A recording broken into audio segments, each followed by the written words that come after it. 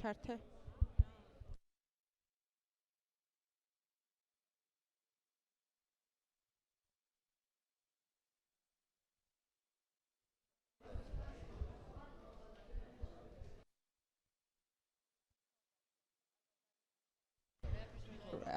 Sorry. English poems of Eka Kevanishvili will be projected on the screen, so English translation. So who, like English-speaking people, please move to that side of the room. Ryan, can you move over there to read the translations when they're projected? Eka's translations, it's not that. No.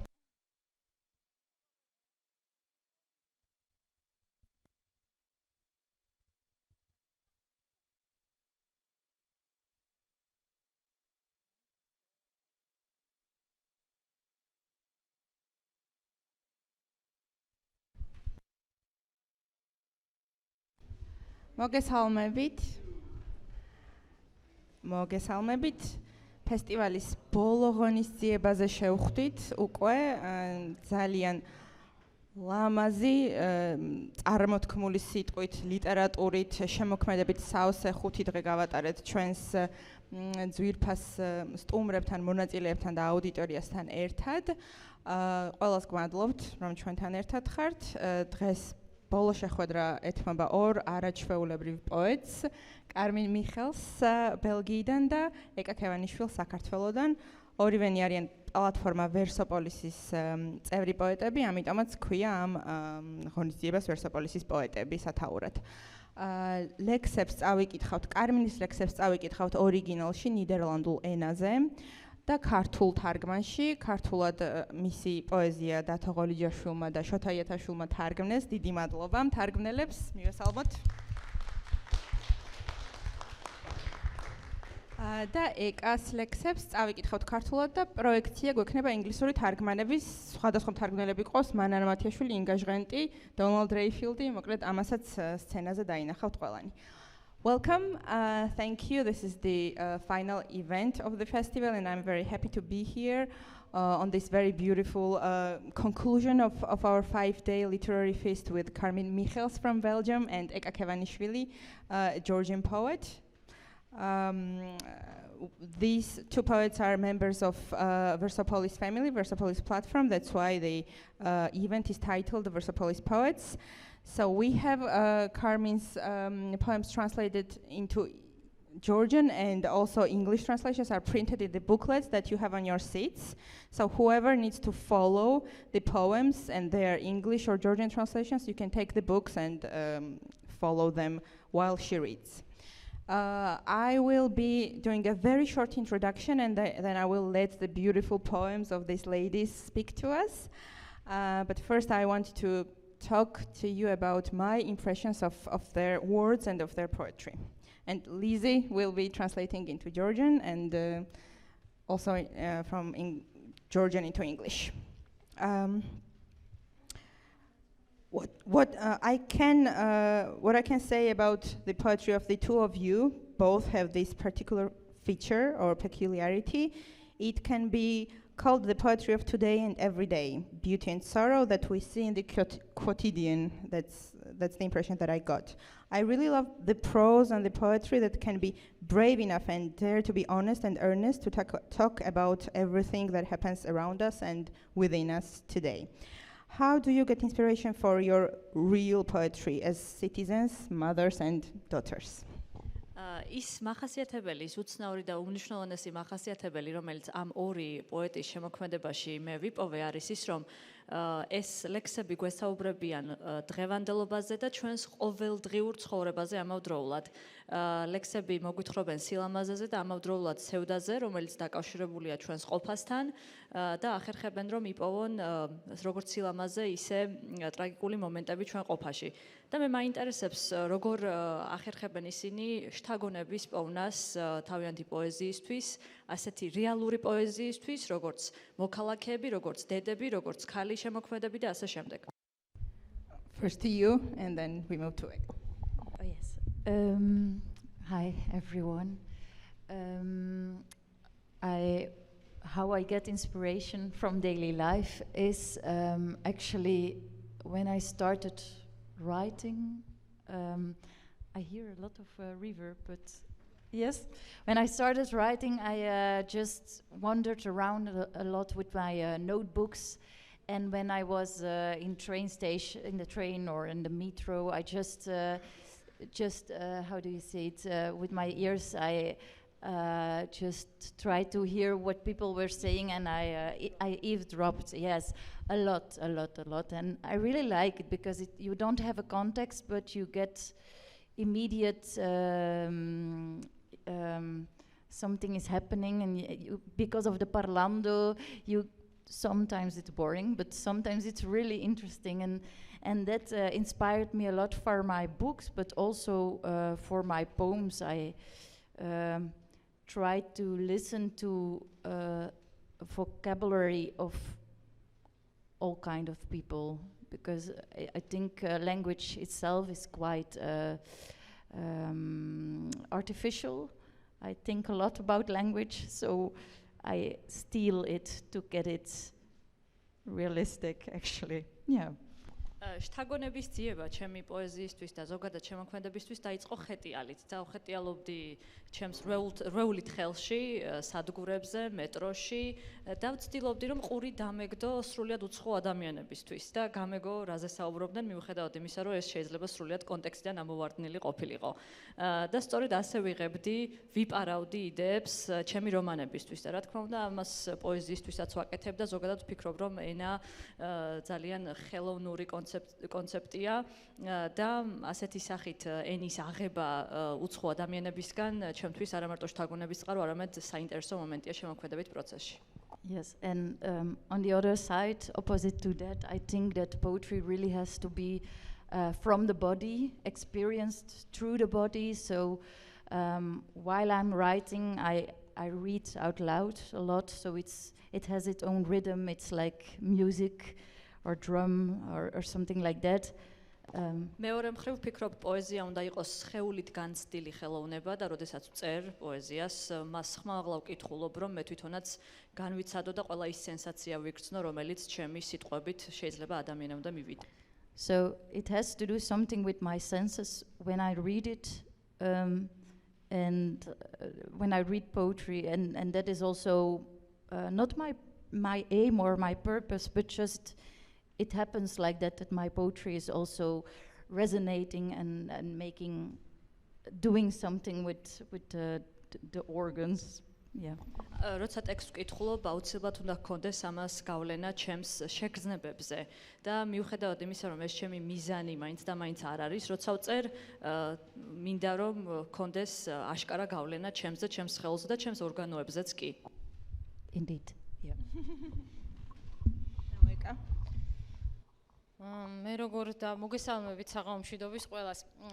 მე პატარა ქალაქში ვცხოვრობდი 17 წლამდე და იქ იმდენად არაფერი ხდებოდა, რომ გვიწევდა რაღაც ყველაფრის წარმოდგენა და გამოგონება. ამიტომ მაშინ რასაც ვწერდი, ყველაფერი იყო გამოგონილი, წარმოდგენილი და ნაოცნებარი და ნანატრი.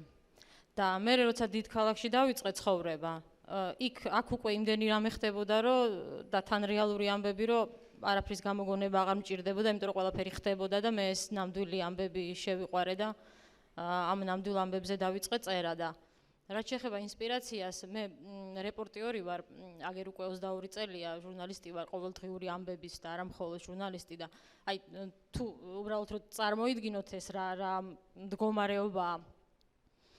აი ბევრი ტელევიზორი რო იყოს ჩართული თქვენს გარშემო და ყველა სოციალური ქსელი გახსნილი და ყველა რადიო ჩართული და აი ყველაფერი ერთად ხდებოდეს.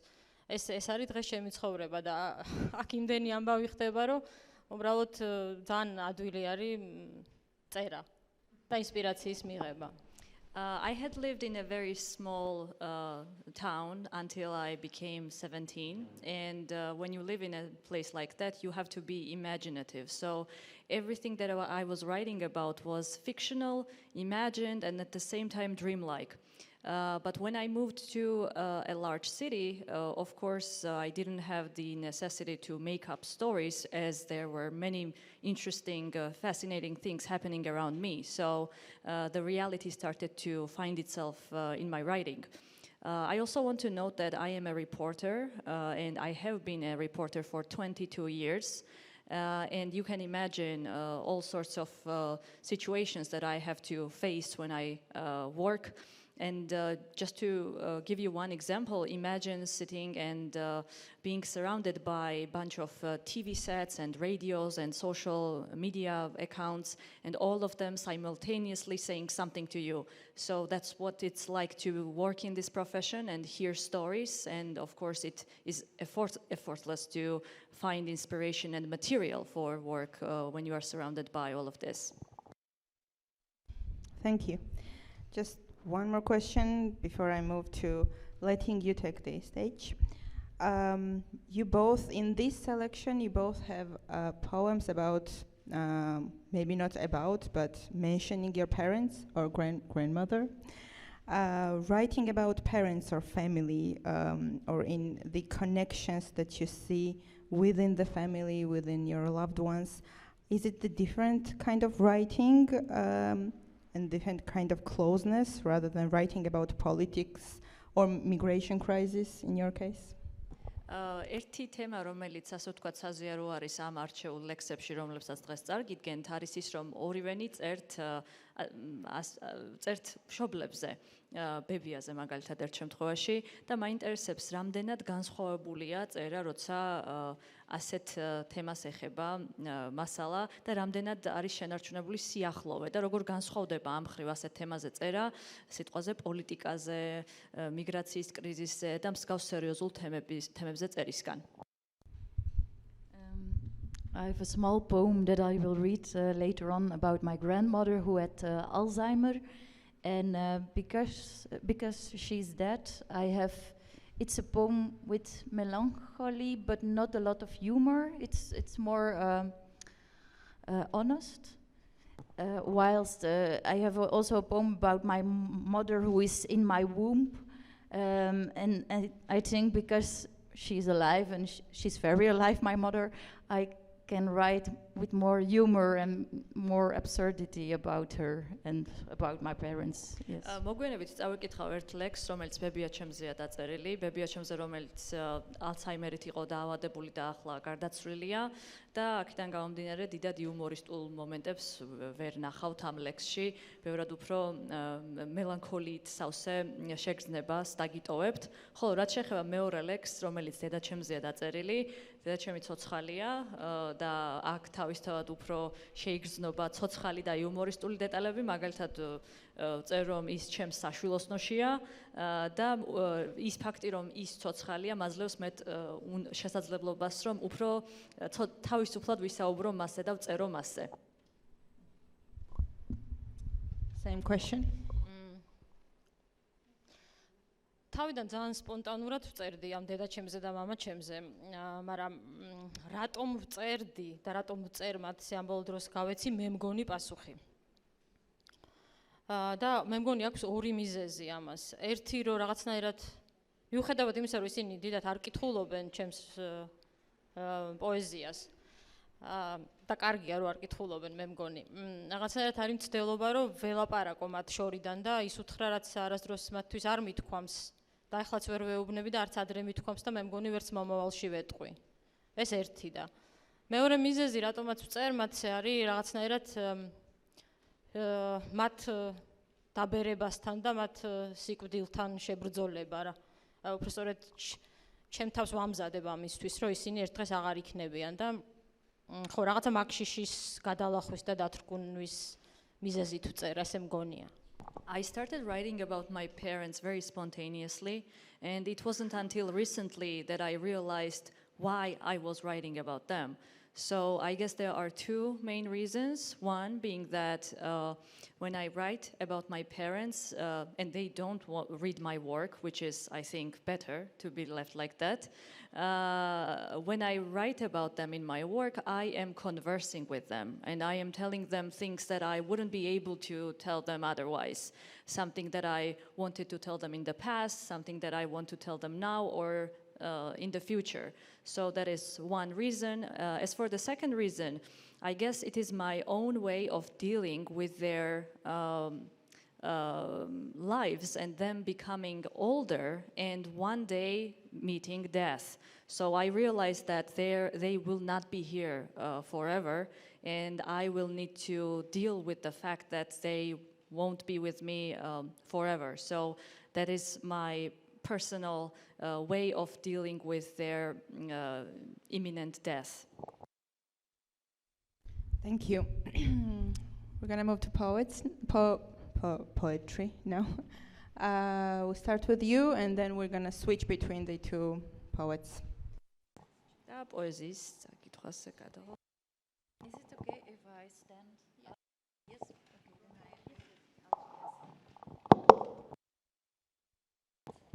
I start with oefenen in Dutch. In English it's practicing, and in Georgian it's practica. Yes. Ik ben lang met vrienden en vriendjes omgegaan alsof het om te oefenen was. Het oefenen voor het echte leven, met de ware, echte vrienden, de ware versie van mezelf.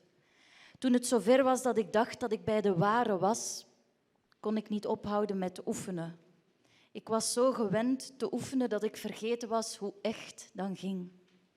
De ware bleek niet de ware versie van mezelf bleek ook maar een versie. Toen werd ik ziek. Ik kuchte en kotste. Ja, dat was echt. Ik zei vanaf nu alles echt. Alles voelde zo gevoelig, zo persoonlijk, zo intiem. Ja, zei ik, dit is het leven. De eerste man met wie ik dan echt naar bed ging, niet om te oefenen, maar echt, was bang van al die echtheid. Hij was nog zelf aan het oefenen.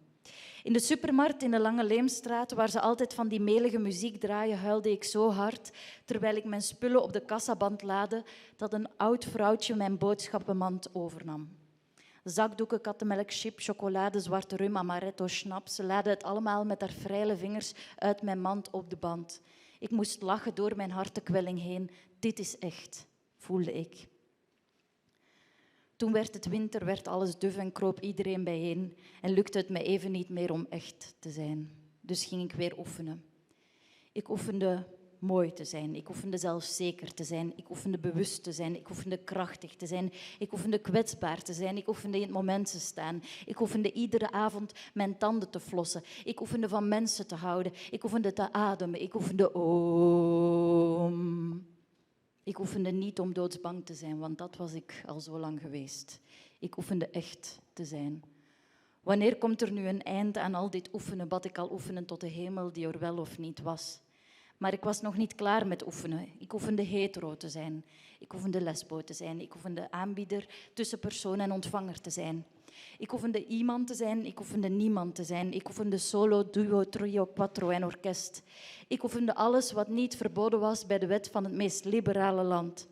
Ik oefende mensen van alle kleuren, alle maten, maar nergens tussen al die armen en benen vond ik het echt zijn terug. Niet in de yoga, niet in de tantra, niet in het zwembad, niet in de cinema, niet in de boeken, niet in de muziek en zelfs niet in de poëzie van Rumi. Zo lag ik nachten aan een stuk wakker te wachten. Ik wachtte op iemand om verliefd op te worden. Ik wachtte op mezelf om verliefd op te worden. Ik wachtte tot ik weer ziek werd. Ik probeerde een massa stoelgangpilletjes met schnaps uit. Ik wachtte tot iemand stierf. Ik wachtte op iets dat mij opnieuw wakker zou schudden. Dat kwam maar niet.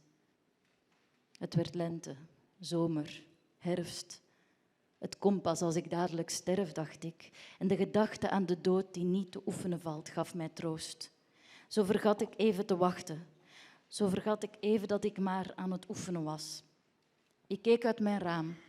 Er gebeurde niets noemenswaardig, maar opeens was het daar weer. Zo, Alsof een klap op mijn kop mijn ogen had versteld, zag ik alles weer helder, scherper, liefdevoller, in detail, schoon en lelijk, echt. Ik laat het bij elke ademteug weer los, want vastgrijpen leidt nooit tot iets. Niet in de liefde, niet in het leven, niet in het echt zijn. Nu ik bereid ben het steeds weer kwijt te spelen, laat het zich steeds weer vinden. Als een manische vlinder, fladder en flap, op en af, zijn en schijn, echt en onecht. Ik kijk voortaan iedereen die ik kruis in de ogen. En ik vraag me niet langer af of ik echt ben, of zij echt zijn. Ik voel het gewoon. Echt. Echt. Echt. Dank u.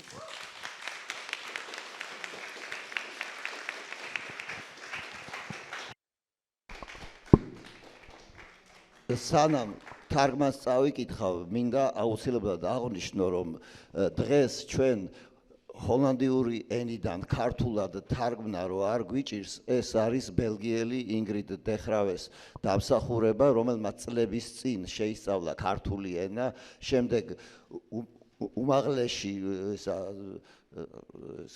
გახსნა, შეიძლება არასწორად თქვა, მაგრამ ჰოლანდიური ენის კურსების ცენტრი ასწავლიდა ენას და ძალიან ბევრი მოსწავლე ყავს. დათო ღოლიჯაშვილი არის მისი ერთ-ერთი საუკეთესო მოსწავლე და ბევრი რამე ერთადაც გაგვიკეთებია და მასთან მუშაობა ძალიან კომფორტულია ხოლმე და რა ვიცი, კიდევ ერთხელ დიდი მადლობა დათოს, რომ ამდენ რამეს აკეთებს, რომ ჰოლანდიური ლიტერატურა იყოს ქართულად ნათარგმნი.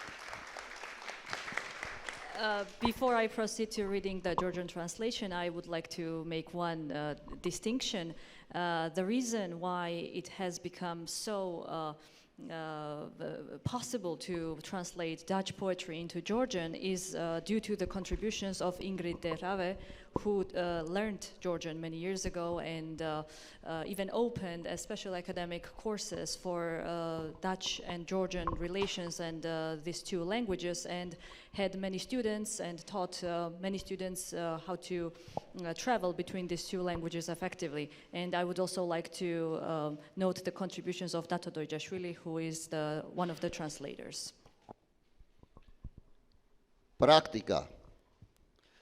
ძალიან დიდხანს ისე ვიქცეოდი მეგობრებთან და საყვარლებთან, პრაქტიკას გავდიოდი თითქოს. რეალური ცხოვრების პრაქტიკას, ნამდვილი სიყვარულით, ნაღდი მეგობრებით და საკუთარი თავის ნამდვილი ვერსიით.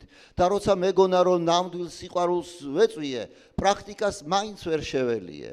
უკვე ისე ვიყავი ამ პრაქტიკას მიჩვეული, რომ აღარც კი მახსოვდა როგორია სინამდვილე.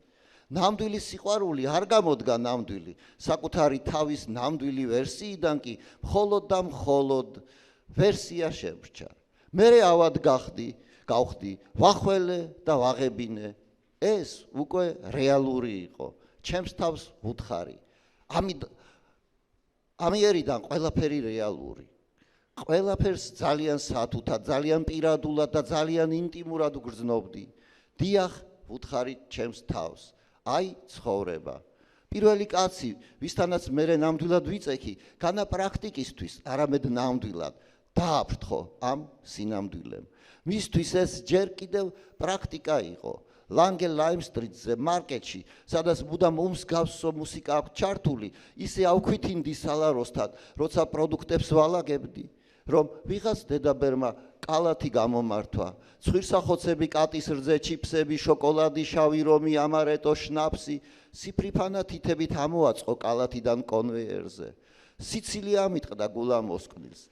აი რეალობა გავიფიქრე. მერე მოვიდა ზამთარი, როცა იღუშება ყველაფერი და ხალხი ერთმანეთს ეტმასნება და მეც ვეღარ გავქაჩე სინამდვილე. დაუბრუნდი პრაქტიკას.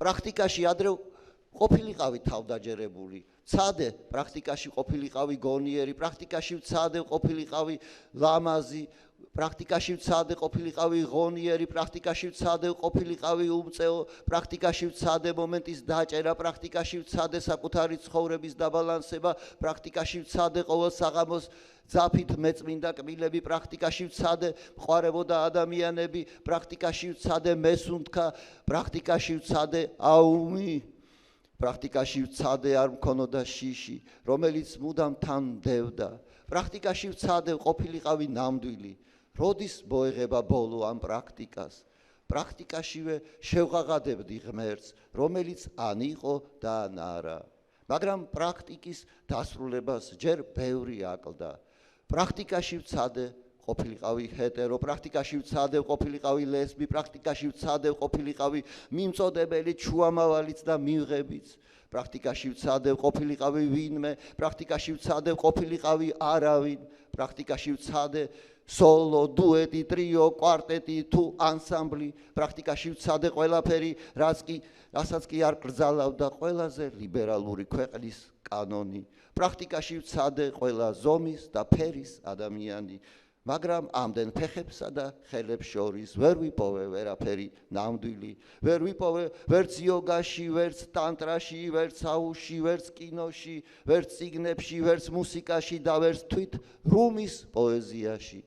ხო და ვიწექი ღამღამობით თვალდაჭყეტილი და ვიცდიდი, იქნებ შემყარებოდა ვინმე, ვიცდიდი იქნებ შემყარებოდა ჩემი თავი, ვიცდიდი იქნებ გამხდარიყავი ისევ ავად, ბლომად საბაღარათო, აბებიც კი ყლაპე შნაფსთან ერთად, ვიცდიდი იქნებ მომკვდარიყო ვინმე, ვიცდიდი იქნებ მომხდარიყო რამე ისეთი, რაც აზრზე მომიყვანდა, მაგრამ არაფერიც არ ხდებოდა. მოვიდა გაზაფხული, მერე ზაფხულიც და შემოდგომაც. მართლა ხომ არ უნდა მოვკვდე, რომ რამე მოხდეს, გავიფიქრე და სიკვდილზე ფიქრმა და აი იმაზე პრაქტიკას რომ არ ექვემდებარება, მან უგეშა. უცბად დამავიწყდა, რომ რაღაცას ველოდი, უცბად დამავიწყდა, რომ პრაქტიკას გავდიოდი. გავიხედე ფანჯრიდან, გარეთ არ ხდებოდა ისეთი არაფერი, მაგრამ უეცრად ყველაფერი დამიბრუნდა. აი, ასე, თითქოს თავში ჩამცხეს და თვალი ამიხილესო. ნათლად დავინახე ყველაფერი. უფრო გარკვევითაც, უფრო მკაფიოდაც, უფრო მეტი სიყვარულითაც, დავინახე დეტალურად, მშვენიერიცა და უშნოც, რეალურად, აწი ყოველ ამოსუნთქვას თან გავაყოლებ ყველაფერს. შეკავებას ხომ აზრი არა აქვს. გინდა სიყვარულში, გინდა ცხოვრებაში, გინდა სინამდვილეში. მზად ვარ დავკარგო დასაკარგავი. მაინც ყოველთვის ვიპოვი მას მოფარფატე პეპელასავით. კიდეც გავფრინდები, კიდეც მოვფრინდები, აღმაც და დაღმაც, ყოფნაშიც და არ ყოფნაშიც, ნაღდადაც და ყალბადაც. ამიერიდან თვალებში ჩავხედავ ყველას, ვინც გადამეყრება და აღარ მექნება იმის ეჭვი, ნაღდია თუ არა ის, ნაღდი ვარ თუ არა მე. მე ამას ვიგრძნობ. ნაღდად, ნაღდად, ნაღდად.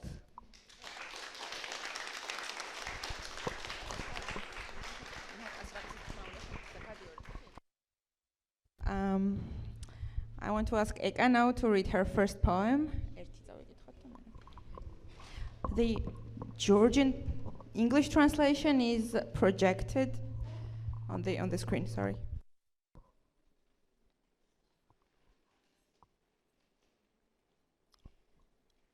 მოდი ღარიბობანა ვითამაშოთ. ბავშვობაში უფრო ღარიბობანას თამაში მიყვარდა, ვიდრე სინამდვილეში ვიყავით. ეს ერთკაციანი თამაში იყო სამსკამზე ადიალა გადაფარებულ ქოხში, რომელსაც ხანდახან მამაჩემი ერთ კედელს გამოაცლიდა ხოლმე რომ დამჯდარიყო. ამ ქოხში ძალიან უნდა შემცივნოდა. ამ გამოგონილ სიღატაკეში არ ენთო ცეცხლი, ცხელი შხაპი არ არსებობდა, საბანს ჰქონდა მიმწვარი კიდე. ერთადერთ ქვაფს კი ჩამომდნარი ჰქონდა ყურები. მერე ქარიშხლიან ტყეში უნდა მევლო, მეპოვნა თბილი სახლი, თავი შემეფარებინა და შემეცოდებინა. დიდრებში შემეხედა. ბოლოს კი მუჭით წამომეღო ნაპერწკალი. ეს თამაში რატომღაც სულ ცხელი წყლით ბანაობით სრულდებოდა. ოთახში სადაც ორთქლის ბუღი იდგა. ისე კი რაღა დაგიმალოთ, ჩემი სამსკამიანი ქოხის გარეთ ცხოვრებას არ აუშავდა. დედა სავსე თებშით დამდებდა, აფრიკაში ბავშვებს შიათ ჭამე გაიძახოდა, მაგრამ აფრიკა შორს იყო და ფეხებზე მეკიდა. ვირტუალური სიღარიბე მხიბლავდა. ჯვალოს კაბაზე გამკრთალი იაფასიანი მაქმანები. მე მეგონა ღარიბებს მაქმანები ეკეთათ. ახლაც როცა ძალიან ღარიბი ადამიანებისგან სახლში უბრუნდები, ცხელი შხაპის ქვეშ ვდგები და ვნეტარებ. რა კარგია ცხელი წყალი. რა კარგია ვფიქრობ, რომ ჩემი სახურავი არასოდეს წვეთავს, რომ ჩემს სახლს არავინ დაანგრევს, რომ არავინ მეტყვის, აბა ერთი კამერაში თავიდან გამოიარეთ და სევდიანი სახე მიიღეთ. აი რა კარგია, რომ ძალიან არ გავღარიბდი, აი რა კარგია თვალებ დახუჭულს, გაკაფული ხელის გაწვდენა, რომ შემიძლია ჟოლოს კრაბის გადმოსაღებად. და იმაზე უკეთესი სურნელის მისაკრავად, ვიდრე აგვდის ადამიანებს.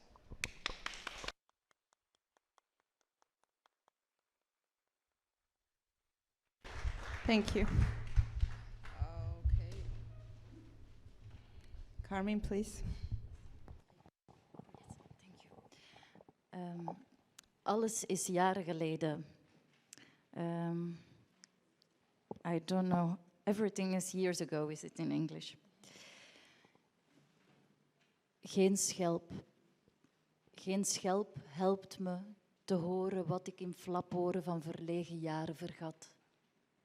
Keer op keer op keer beluister ik de kattenbelletjes van oma. Voicemails vol zand en ruis. Ik kan ze wel verzinnen, maar terugvinden, terugwinnen. Hoe ik was als kind is verloren zee.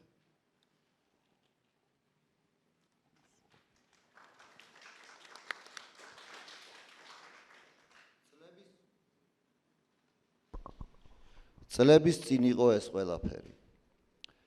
ერთი ნიჟარაც კი ვერ ვიპოვე ისეთი, რომ კლავ გამაგონოს ის ყველაფერი ჩემი მორცხობის ყურპანტურა წლებს რომ მივაბარე. ზოგჯერაა რომ ბებია ჩემის ანდაზებს ვუსმენ, voicemail-ში სავსე რომაა ქვიშის შრიალით და შემიძლია გავიხსენო თითქოს კიდევაც, მაგრამ ისევ იმად რომ ვიქცე ბავშვობაში ვინც ვიყავი. ამბავია დაკარგული ოკეანეში.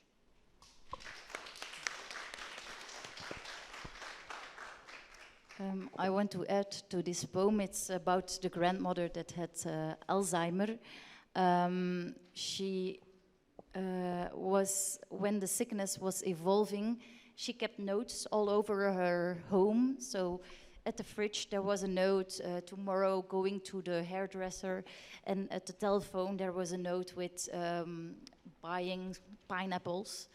But when her sickness was getting worse and worse, the notes were referring to each other. So at the telephone there was look at the fridge, and on the fridge there was tomorrow write a new note. And she also made arrows on the notes so she could find the other notes. And the last day, the day that she died, there was only this little note with a lot of arrows and crosses, and the arrows were pointed towards the sky.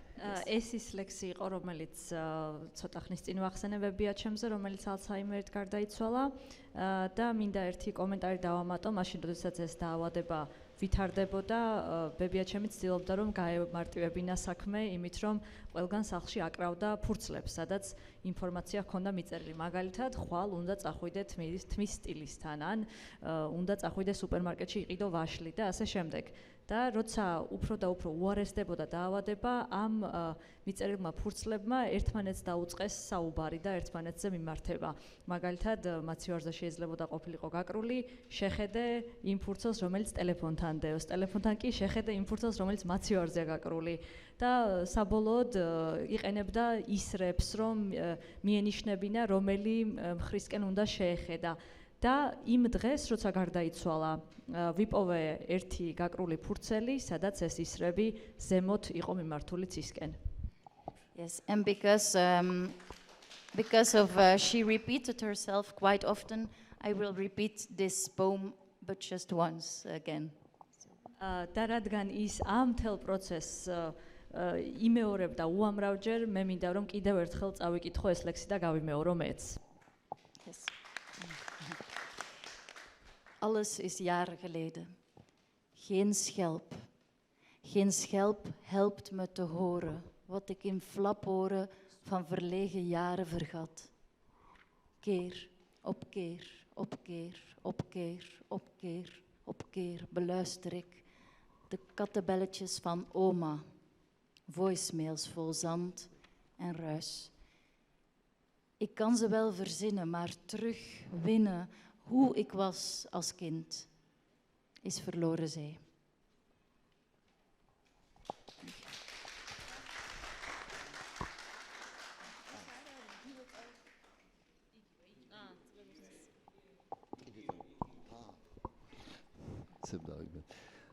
წლების წინ იყო ეს ყველაფერი. ერთი ნიჟარაც კი ვერ ვიპოვე ისეთი რომ კვლავ გამაგონოს ის ყველაფერი ჩემი მორცხობის ყურპანტურა წლებს რომ მივაბარე. ზოგჯერაა რომ ბებია ჩემის ანდაზებს უსმენ voicemail-ში სავსე რომა ქვიშის შრიალით და შემიძლია გავიხსენო თითქოს კიდევაც, მაგრამ ისევ იმად რომ ვიქცე ბავშვობაში, ვინც ვიყავი, ამბავია დაკარგული ოკეანეში.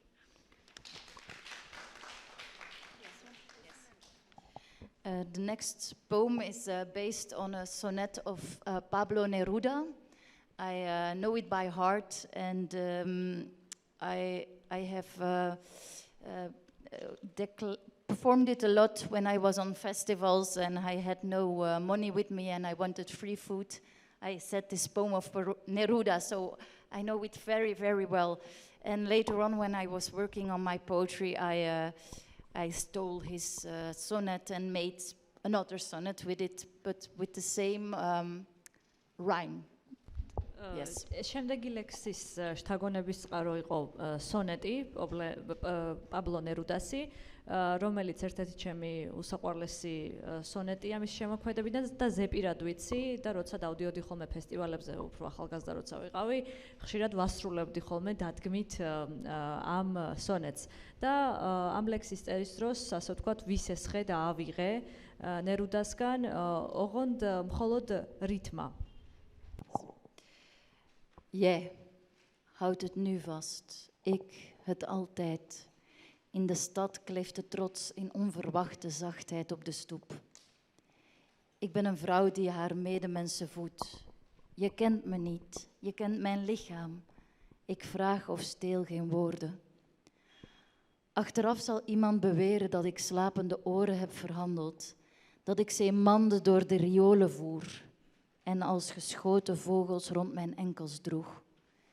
Ik heb die karavaan met leugens nooit ontmoet. Nee, ik draag het altijd omdat ik op klippen leef, afstand neem, moet nemen. In mijn naam verschuilt de liefde haar flarde, die ik geruisloos stikte op je huid. Vergeten. Vergeten. Vergeten is enkel honger naar zuiverheid. Ik ken je niet, ik kus het moment uit je lippen. Kom, laten we strepen uit het heden breken. Elkaar zoek raken op een zebrapad.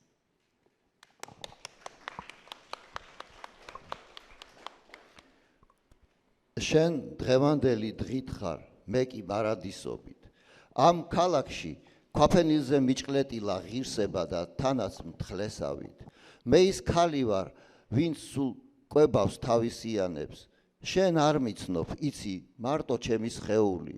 მე არც ვითხოვ და არც არავისგან ვიპარავ სიტყვებს. მოვა დრო და ჩემზე იტყვიან, დახუჭულ ყურებს ასაღებდაო. კალათებში აწყობდა და კანალიზაციის მილებით ზეით ქვეით ატარებდაო. დახოცილი ჩიტებივით თავის კოჭებზე ისხამდა და მერე მასზე დადიოდაო. სრუპენტელების ქარავანს ჩემთან ჯერჯერობით არ ჩამოუვლია. მარადისობას თან დავატარებ, იმიტომ რომ სალ კლდეზე ვცხოვრობ. განზე ვდგავარ და ასე უნდა ვიდგე კიდევაც. სიყვარულმა საკუთარი ნამტვრევები ჩემს სახელში ჩამალა, ხოლო მე ისინი მოგაკერე ყველასაგან უჩუმრად კანზე. სხვა რა არის დავიწყება თუ არა მხოლოდ განწმენდის ვნება. მე არ გიცნობ შენი ტუჩებით გაელვებას წამისავ კოცნი და თუ ასეა დავახიოთ დღევანდელობას ზოლები იქნებ რამენაირად ავწდეთ ერთმანეთს ამ ჩვენს ზებრა გადასასვლელზე.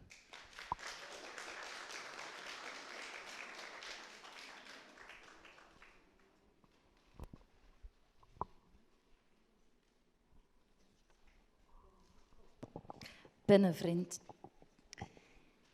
Dag, liftkooi-bewoner in het station die ik nooit aanspreek omdat ik bang ben voor je gedachten. Als ik je geld geef. Je lijkt op mijn pennenvriend. Van toen ik 14 was, die ik een foto van mijn tepel stuurde in ruil voor een kiplingaapje en een zak ribbelchips die ik niet kreeg. Mijn tepel kon ik niet terugnemen. En zo blijf je een stille vriend aan wie ik brieven schrijf in de landschappen die ik voorbij rijd. De bierdrinkers met lege blikjes in de stiltecoupé, vloekend op vertraging, weten beter dan ik wat ze wensen als ze in de wolken een olielamp zien. Een slok bier binnen handbereik.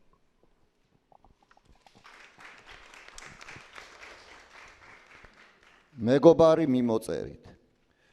რკინიგზის სადგურის ლიფტის ბინადარ სალამი. თავის დღეში ხმა არ გამიცია შენთვის, რადგან მეშინია შენი ფიქრების იმ მომენტში ფულს როცა გაძლევ. იცი, შენ გავხარ ჩემს მეგობარს მიმოწერით, რომელსაც მე 14 წლისამ გაუგზავნე ზუზუსთავის ფოტო, რადგანაც კიპლინგის მაიმუნს და ერთ შეკვრა ჩიფსებს დამპირდა და არც ერთი მე თვალითაც კი არ მინახავს.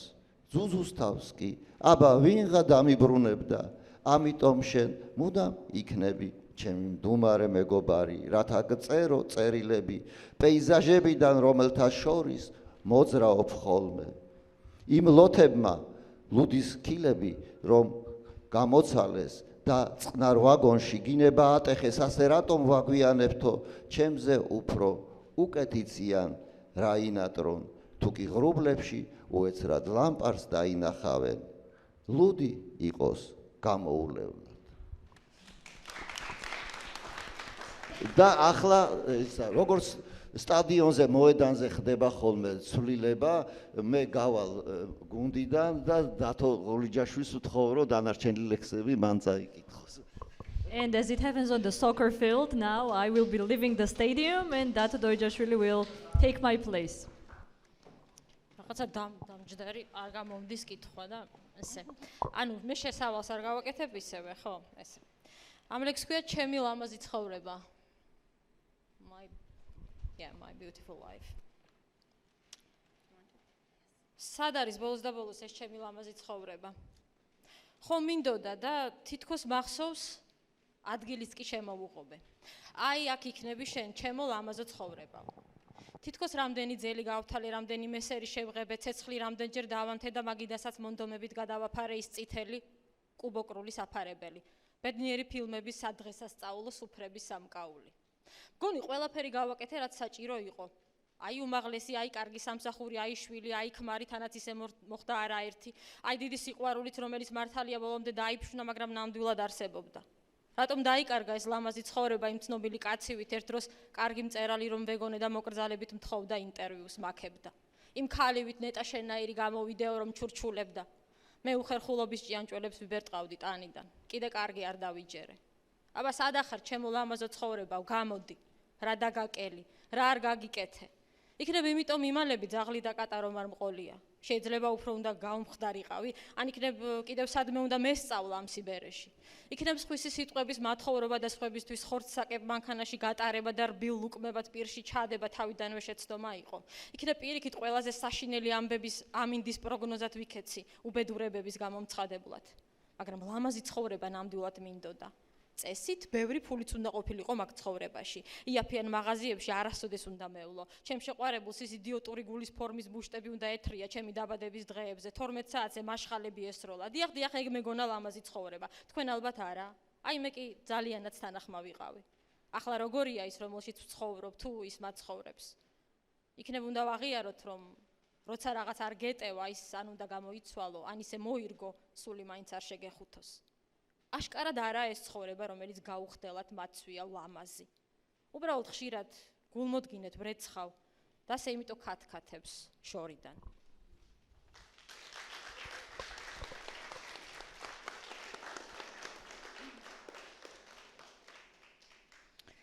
ბოლო წრე ყველა გოგოსთვის. ჩემი კაცი სოფლელია. კილოკავზე კონწიალობს მისი სიტყვები. რაც იცის და რაც გაუგია, რაც აქამდე დაიმახსოვრა, ჩემო სიცოცხლე, ჩემო ქალო, ჩემო გოგონა. მისი ხელები ფართოა და მიწისუნიანი. მისი ტვინიც არიელია და მსუბუქი. მასთან ადვილია და უინტერესო. მისთვის ამის თქმა სულაც არ არის სავალდებულო, მე ის გავსინჯე. გავიხედოთ და ჩემი კაცი მზე ჭაბუკია. თავზე ცეცხლი უკიდია, მკერდზე აგვისტო უბრიალებს, თვალებში მგელი ყავს, დამწყდეული სხეულში ეშმაკი. ტანს ზოგჯერ ანაფორაში მაალავს და ზედმეტი წარმოსახვისგან ღამღამობით ესიზმრება თითქოს მირონი წამოუვიდა. ეს ჩემი კაცი ამაყია და ამპარტავანი. მისი ტორსი დაჭიმულია ტერფებით ხელი. მასთან წოლა ჰგავს შუაღამისას შემთხვევითი სტუმრებისთვის სუფრის გაშლას და ალაგებას. მან ეს ყველაფერი იცის, მაგრამ არასდროს აღიარებს. მე ის მიყვარდა. ჩემი კაცი პედანტია და ინტელექტუალი. შუათითი გამუდმებით აბალანსებს ცხვირზე სათვალეს. როცა ვუყვარვარ და თუ საერთოდ ვუყვარვარ, წინასწარ ლოცულობს. ამ დროს ვარსკვლავიან ჭერს ვათვალიერებ. ეს კაცი ჯერ იხდის და წვეება შემდეგ მეძახის. ის ღარიბია და აუტანელი. მასთან ყოფნა ჰგავს ნახევარ განაკვეთზე მუშაობას. დაღლაც ცოტა და შემოსავალიც. მისთვის ყველაფერი სულ ერთია და ადვილად ინელებს. მე ის არ ვიტყვი. მერე ჩემი კაცი მდიდარია და დიდი. თითზე გასაღებს ატრიალებს, არ ვიცი რისას, მთავარია რომ ატრიალებს. ჩემი ეს კაცი ჭკვიანია და ცინიკოსი, მისი ტანი 1000 ქალ გამოვლილია, მაგრამ სუფთა. მისი სული თავისუფალია, მაგრამ დაღლილი, გადმოწერილი. ჩემი ეს კაცი რუკაა და თიც ვაყოლებ. მისი ასო ცოცხლდება, როცა მუხლით ვეხები, მუცლით ვეხები, მოკლეთ ვეხები. მასთან ყოფნა ჰგავს ჰამაკში ნაყინის ლოკვას. მასთან ყოფნა ჰგავს მის ქვეშ ყოფნას. მას გონია რომ ის წვეთს, ეგონოს მაწყობს. მე მასთან მივხვდი როგორ მიყვარდეს. დღეს ჩემი ყველა კაცი მოვა და ბოლო წრეს დამარტყამს. დღეს ყველა ჩემი კაცი სხვისია. მშვიდობაში მოიხმარეთ, მიყვარს თავისუფლება.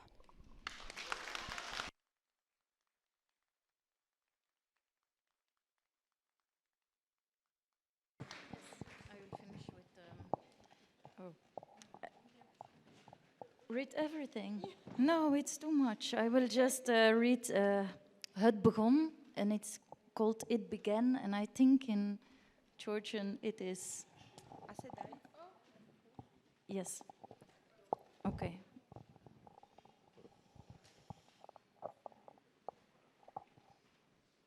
I wrote it a long time ago, in 2012. It's when migrant crisis was hot in the topics.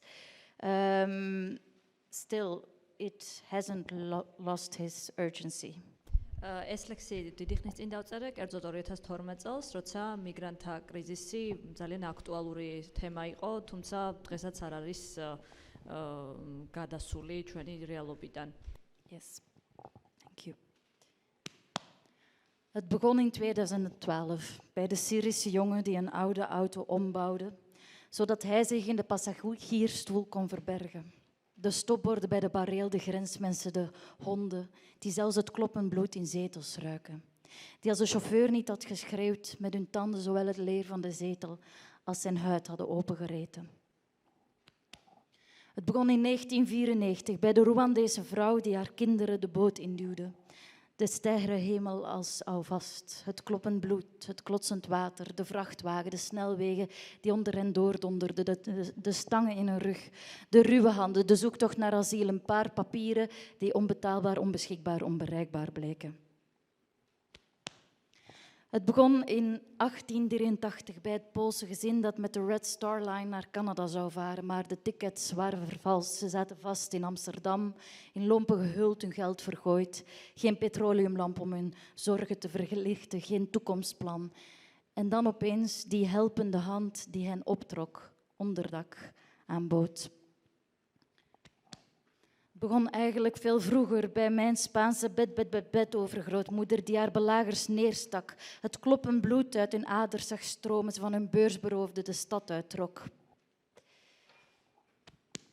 Begon eigenlijk al veel vroeger toen uw Egyptische voorvader de rol van de slaaf doorbrak, in een vissersbootje het juk van de farao afschudde, de sterrenhemel als houvast, het kloppend bloed, het klotsend water. En het stopt niet met Europa die haar grenzen als een stier met een rode vlag verkocht. Het stopt niet met de reddingsmissies als mensensmokkel afgeblaft. Het stopt niet met de haatkreet die op de volgende aanslag wacht. Het klopt niet. Het klopt niet. De Middellandse Zee als massagraf. Het begon bij een Syrische jongen die vandaag in zijn door God vergeten land het leven laat. Het bloed dat uit zijn aders vloeit klopt een laatste maal sneller, wil iets vertellen. Iets over een reis die lang geleden onze aders, onze voorvaders, onze aders, onze voorvaders, onze aders met elkaar verbond. Dank u.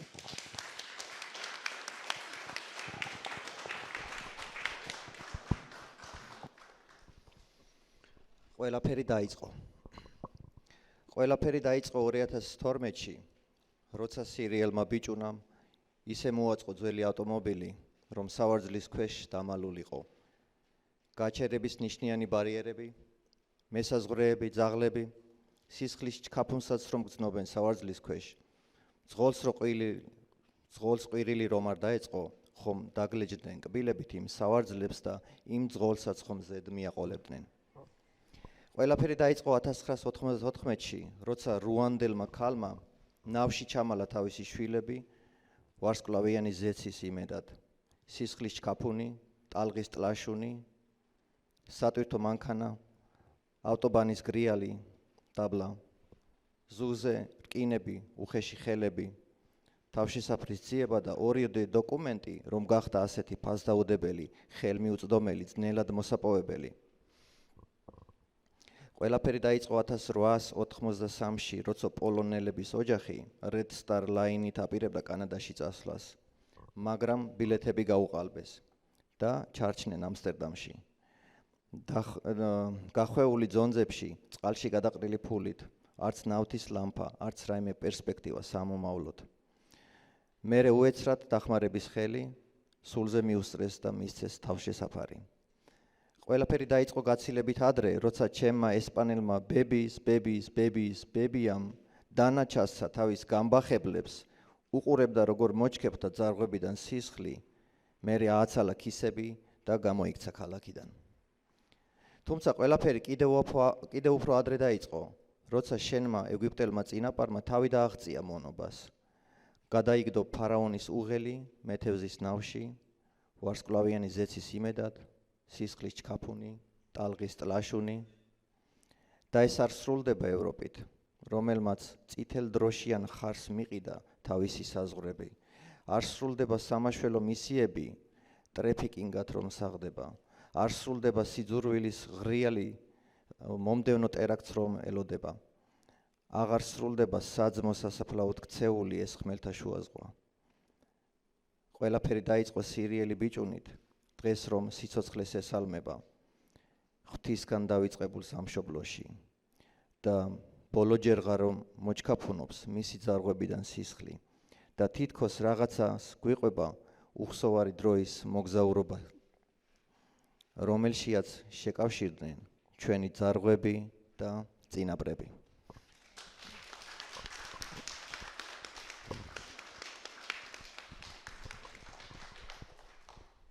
მე მგონი ყველა ძალიან დავიღალეთ და ბოლო ორი ლექსი და всё. დავით. ხო და რახან დედაზე და მამაზე, მე როცა დედა მენატრება.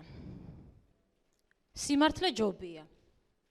მე როცა დედა მენატრება, გამოვაღებ ხოლმე ფანჯარას და შუბლს უშვერ ჰაერს. საიდანღაც მოდის ქარი და მაყრის სახეში მტვერს. ხოლო მე ხუჭავ თვალს და მივდივარ დედასთან. ის ვერ მხედავს, მე კი ჩვენი ეზოს ძაღლივით მივდევ უკან, მივაცილებ სამსახურამდე. ვუყურებ როგორ უახლოვდება გაზეთების ჯიხურს და ბაზარს, ხიდს, მაღაზიას, ხან უფროსის კაბინეტთან დგას აწურული, ხან აუყვება აღმართ ყანამდე. ვუყურებ შემთხვევით არ დაბერდეს.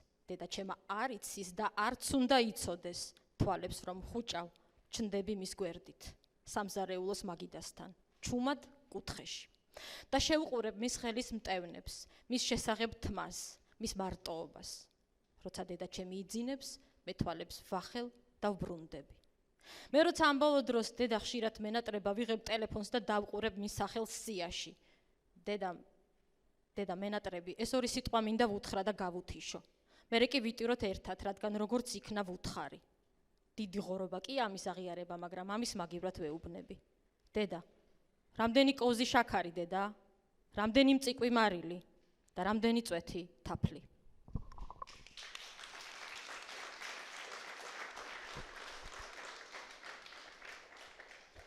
და ბოლო ეს ორივეს ოდა ყველაზე ლამაზ ვაშლს დედამიწაზე რა მშვენიერი ხარ ჩემი ეზოს ვაშლო შეჭორფლიანო ჩემი მდინარის კალმახივით დაწინწყლულო რა მაგივარდისფერა ლოყა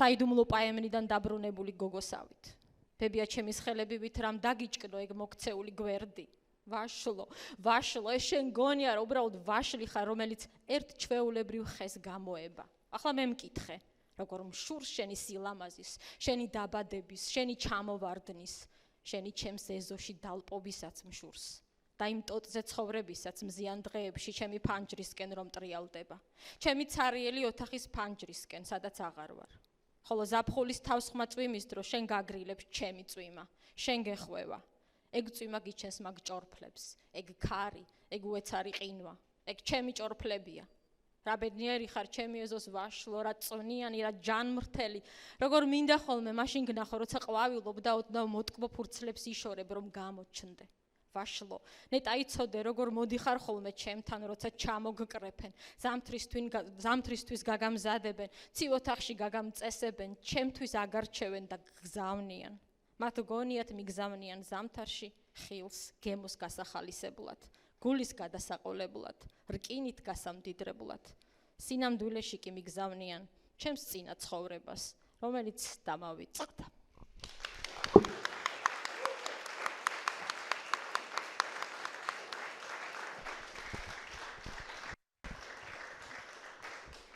ძალიან დიდი მადლობა ორივეს. კარმის მინდა ვთხოვო ერთი ბოლო ლექსის წაკითხვა, რომელიც გრძელი არ არის და მე პირადად ძალიან I really love this poem.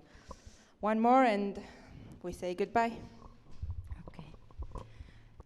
Mijn moeder, mijn dochter. My mother, my daughter. It is in you said the title maybe. დედა ჩემი ქალიშვილი. Mijn moeder, mijn dochter. Die droom waarin ik zwanger was van mijn moeder, haar er niet over durfde te bellen. Of toen mijn vader zei, ik wil een meisje zijn. Eindelijk, zei ik en wreef over mijn buik om te verifiëren of mijn moeder het had gehoord. Ze schopte heviger dan ooit, net zo lang tot mijn vader kromp en kramp in zijn glimlach kreeg.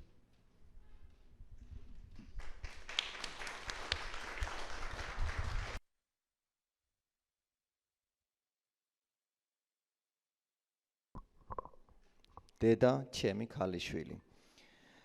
აი სიზმარი, ვითომ ორსულად რო ვიყავი დედა ჩემზე და რო ბედავდი დარეკვას და მოყოლას, ისიც ვითომ რო თქვა მამაჩემა გოგო მინდა ვიყოო, ბოლოს და ბოლოს მაინც მოვყევი და მუცელზე გადავისვი ხელი. შევამოწმე, აბა გაიგონა თუ არა მეთქი დედამ. მან კი საშინელი წიხლის ყვრა ატეხა და არ გაჩერდა არაფრით, სანამ არ მოიკრუნჩხა მამაჩემი და არ დაეღმანჭა ღიმილით სახე. Thank you. დიდი მადლობა ყველას. ჩვენი ფესტივალი ოფიციალურად დასრულდა. გმადლობთ ჩვენთან ყოფნისთვის.